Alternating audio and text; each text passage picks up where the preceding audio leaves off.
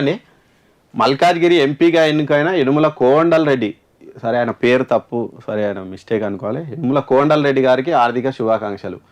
గెలిస్తే ఎన్నికైనా అంటారు, ఆయన కనీసం అభ్యర్థిగా కూడా ప్రకటించలే. ఆల్రెడీ ఆయన గెలిపించిండు, అభ్యర్థి అయిండు, ఆయనే గెలిపించిండు, ఆయనకు శుభాకాంక్షలు కూడా చెప్పారు. ఇట్లుంటారు అత్యుత్సాహం అంటే దీన్నే అంటారు. ఇంతకుముందే ఈ విషయం మీద సోషల్ మీడియాలో చర్చ జరిగింది. రేవంత్ రెడ్డి కూడా ఆల్రెడీ క్లారిటీ ఇచ్చారు. నెక్స్ట్ ఎలక్షన్లలో మా ఫ్యామిలీ నుంచి ఎవరు లోక్సభకు పోటీ చేయడం లేదు అని సీఎం రేవంత్ రెడ్డి అయితే చాలా క్లారిటీ ఇచ్చారు.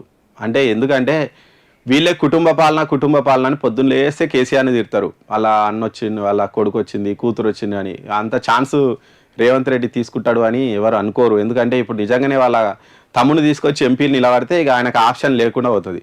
కుటుంబ పాలన అని తిట్టే ఆప్షన్ రేవంత్ రెడ్డి తీసేసుకున్నట్టే, మిస్ అవుతాడు. కాబట్టి ఆయన అంత ధైర్యం చేయకపోవచ్చు, ఆ ఛాన్స్ కూడా తీసుకోకపోవచ్చు. సరే, ఇక వాళ్ళ మీద ఉన్నటువంటి అత్యుత్సాహంతో ఇలాంటివి చాలా చూస్తాం మనము. చేసేటప్పుడు కూడా కాస్త మంచిగా చేస్తే బాగుంటుంది. ఇట్లా అన్ని తప్పులే ఉంటాయి ఇలా.